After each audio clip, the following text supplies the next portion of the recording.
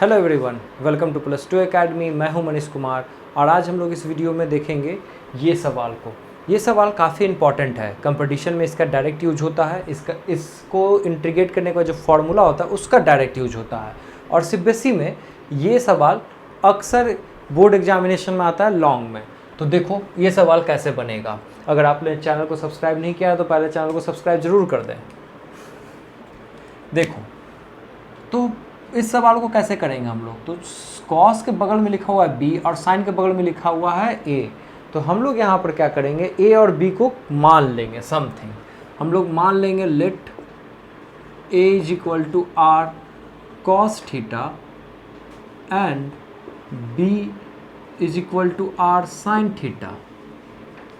ठीक है, तो therefore r sin theta by r cos theta ये कितने के बराबर होगा, ये b बाई ए के बराबर होगा। तो tan थीटा कितने के बराबर होगा, तो b बाई ए के बराबर होगा। तो थीटा कितने के बराबर होगा, तो ये होगा tan इनवर्स b बाई ए। मतलब यहाँ पर क्या आया, थीटा हमारा एक कांस्टेंट टर्म ही आया। थीटा जो है हमारा कांस्टेंट ही है। तो कांस्टेंट का वैल्यू क्या माने हम लोग, कांस्टेंट ही मान लिए, कोई इसमें दिक्कत नहीं है। ठीक है, अब r का भी वैल्यू क्या होगा वो भी यहाँ पर निकाल लेते हैं। तो देखो अगर हम a स्क्वायर और b स्क्वायर को कर दें और since a square plus b square is equal to कितने के बराबर, r square cos square theta plus r square sin square theta. तो a square plus b square कितने के बराबर, r स्क्वायर के बराबर।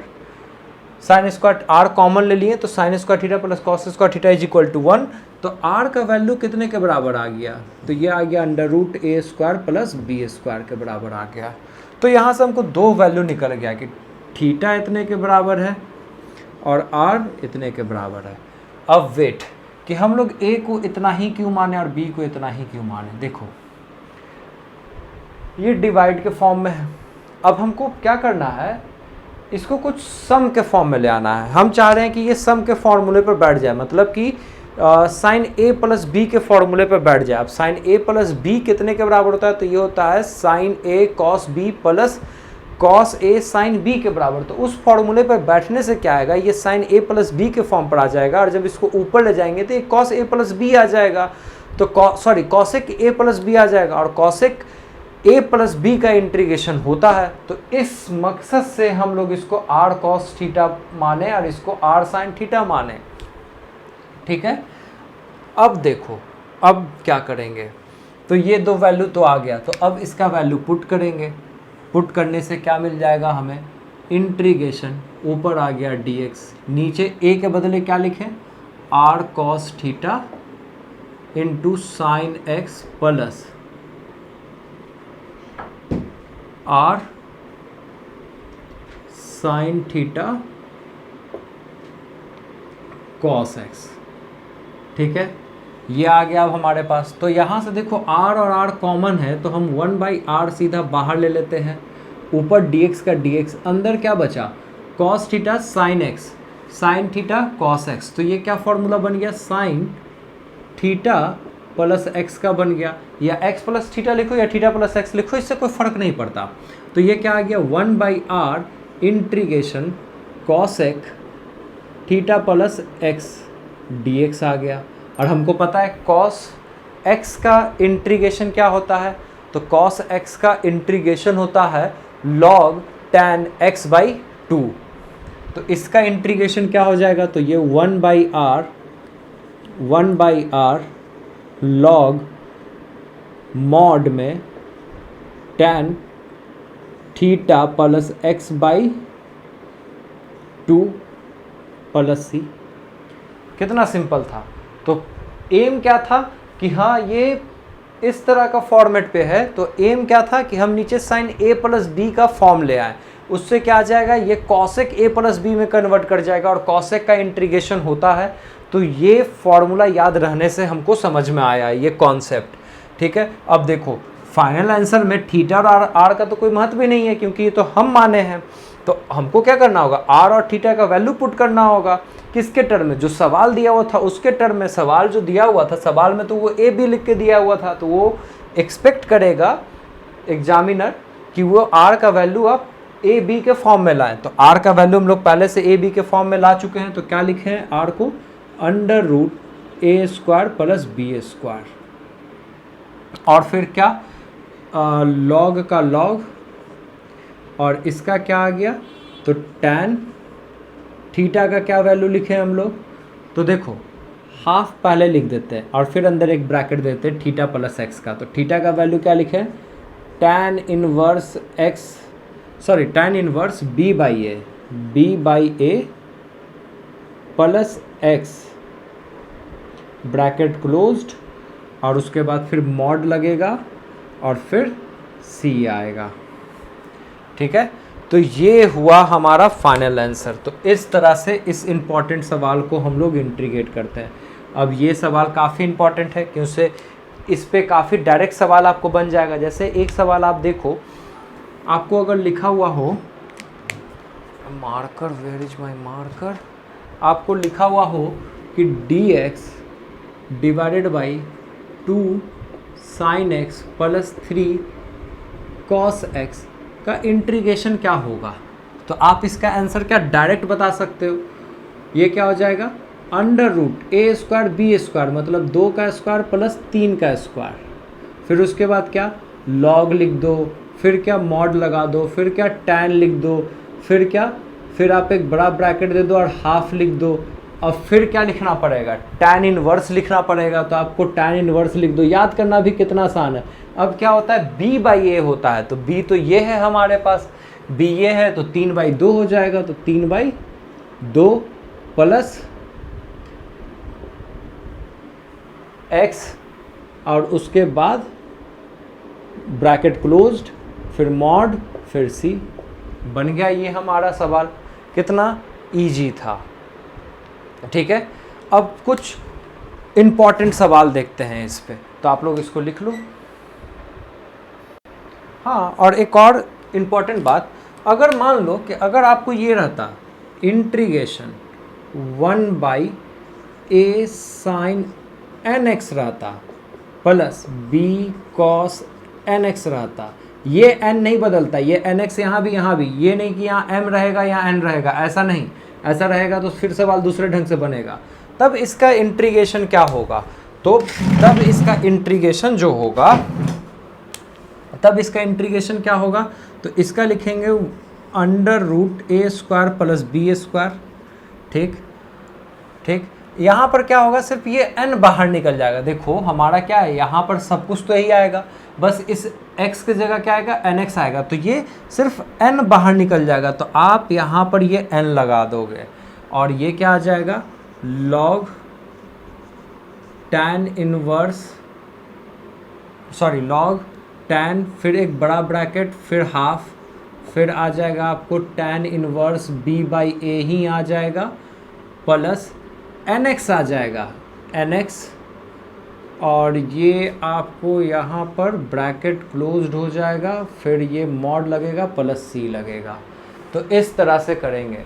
तो ये भी सवाल आप, और ये भी सवाल आप लोग समझ गए। अब देखो एक और सवाल यहीं पर देख लेते हैं। अगर आपको लिखा रहे 1/√1 माइनस साइन एक्स, तो आप लोग इसका इंटीग्रेशन कैसे कीजिएगा, इस फॉर्म पे कर सकते हैं। तो देखो कैसे, हम यहाँ पर क्या कर सकते हैं, स्पेस कहाँ तक है, काफ़ी लंबा है। हम इसको क्या लिख सकते हैं, इंटीग्रेशन 1/1 को 1 रहने देते हैं और साइन को तोड़ते हैं, किस में टूटेगा, साइन x/2 cos x/2, और फिर ये dx, फिर इसके बाद क्या, ये इंटीग्रेशन, ये पूरा, इस 1 को हम लोग क्या लिख सकते हैं, sin square x/2 plus cos square x/2 minus 2 sin x/2 into cos x/2, और इस पूरे का अंडर रूट। देखो 1 का वैल्यू हम लोग स्टैंडर्ड 10 से पढ़ रहे हैं, sin square theta plus cos square theta, तो यहाँ x/2 के फॉर्म में था, तो हम यहाँ पर x/2 के फॉर्म में लिखे, क्योंकि इसको हम होल स्क्वायर में कन्वर्ट कर सकते हैं, इसलिए इससे ज़्यादा और कोई मकसद नहीं था इसका। तो इसको फिर क्या लिख सकते हैं, तो ये आ गया dx, और ये आ गया आपको कितना, sine x by two minus cos x by two. तो इसलिए हम ये फॉर्मूला बताए, क्योंकि देखो यहाँ क्या था n, आप कहते कि सर n वाला बताया नहीं है, तो अब यहाँ पर तो समझ में आ गया ना कि n कितना है, हाफ है। तो यहाँ पर क्या निकलेगा, हाफ बाहर निकल जाएगा, तो हाफ बाहर निकालोगे तो ये 2 ऊपर चला जाएगा, और ठीक, और यहाँ प्लस है, यहाँ माइनस है, यहाँ हम प्लस वाला बताए, यहाँ माइनस वाला, तो इससे कोई उतना फर्क नहीं पड़ेगा, हमारा यहाँ प्लस माइनस में चेंज आ जाएगा, ठीक है, इससे ज़्यादा और कुछ नहीं। तो आप लोग पहले इसको लिख लो, हम देखते हैं कहाँ पर लिखें। देखो आप चाहो तो यहाँ पर डायरेक्ट भी कर सकते हो, डायरेक्ट भी ला सकते हो, या फिर से इसको ब्रेक कर सकते हो। अब ब्रेक कैसे करोगे, तो 10th में क्या सिखाया गया था कि जब साइन के पास यहाँ पर जो नंबर रहता है, तो यहाँ पर तो अभी 1 है और तो कुछ है नहीं, और कॉस के पास यहाँ पर जो नंबर है वो उन दोनों का स्क्वायर करके सम कर दो और पूरे का अंडर रूट लगा दो, मतलब 1 का स्क्वायर प्लस 1 का स्क्वायर और पूरे का अंडर रूट, तो 1 + 1 = 2, तो √2। तो आपको क्या यहाँ पर करना है, 1/√2 से इसको पूरे से मल्टीप्लाइड कर देना है। तो यहाँ पर हम लोग क्या लिखेंगे, तो √2 लिखें, और 1/√2 से इसको मल्टीप्लाइड कर दिए, तो क्या मिल गया हमें, 1/√2 यहाँ पर अगर हम लिखें तो यहाँ पर भी हमको 1/√2 लिखना पड़ेगा, और ये आया आपको sin x/2 minus 1/√2 cos x/2, ठीक है। अब ये क्या हो जाएगा, देखते हैं, इसके लिए इसको मिटाना पड़ेगा, तो आप उसको क्या लिख सकते हैं, 1/√2 इंटीग्रेशन dx का dx डिवाइडेड बाई, सॉरी ये √2 छूट गया, इस √2 को आप लोग क्या लिख सकते हैं, लिख सकते हैं cos π/4 sin x/2 minus sign π/4, √2 का वैल्यू sin π/4 और cos x/2, तब क्या आ गया, ये 1/√2, ये इंटीग्रेशन, ये dx, ये क्या आ गया, ये आ गया आपको sin a - b का फॉर्म आ गया। तो a - b मतलब कितना, sin π/4 माइनस x/2 आ गया, ठीक है। तो आप इसको क्या लिख सकते हैं, मार्कर ख़त्म हो रहा है, तो 1/√2 इंटीग्रेशन, इसको क्या लिख सकते हैं, cosec π/4 माइनस x/2 dx। अब बताओ cosec का क्या होता है, तो cosec का होता है 1/√2 का रूट, और ये हो जाएगा log, क्या होता है, tan x/2 होता है, तो x/2 करेंगे तो ये क्या हो जाएगा, π/8 माइनस x/4 और मॉड, और ये dx। अब ये क्या, माइनस x/4 किस फॉर्म में उतरेगा, डिवाइड के फॉर्म में उतरेगा।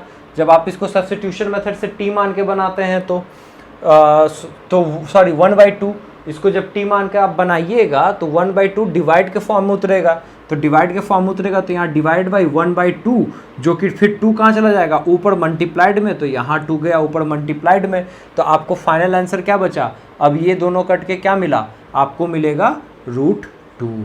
तो हम यहाँ पर ये डायरेक्ट समझा दिए हैं, इस बात को आप लोग थोड़ा सा पीछे जाके देख लेना, ठीक है। तो ये सवाल को इस तरीके से बनाते हैं, ठीक है।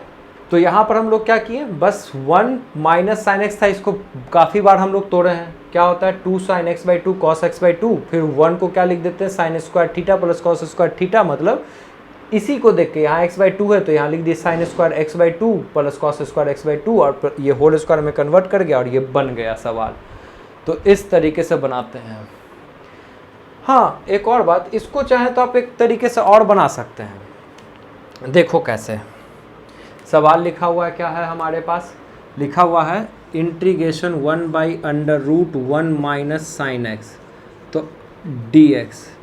तो आप क्या इसको लिख सकते हैं, इंटीग्रेशन dx लिख सकते हैं √1 minus 1 plus cos 90 plus x, 90 plus cos 90 plus theta is equal to minus sin theta होता है, तो वहाँ से ये आ गया हमारे पास।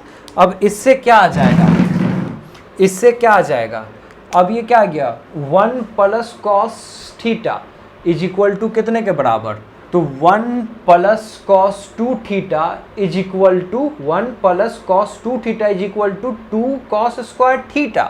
तो यहाँ तो अब हमारे पास ये है, तो क्या लिखेंगे इसके बदले, तो लिखेंगे अंडर रूट 2 कॉस स्क्वायर, यहाँ क्या है थीटा, तो थीटा बाई 2, तो पाई बाई 4 प्लस एक्स बाई 2। अब थोड़ा डायरेक्ट ये 1 बाई रूट 2 सीधा बाहर लिखो, इंटीग्रेशन का इंटीग्रेशन, dx का dx, कॉस स्क्वायर का क्या सिर्फ कॉस आ जाएगा, तो यहाँ पर हम लोग लिखेंगे कॉस कितना पाई बाई 4 प्लस एक्स बाई 2।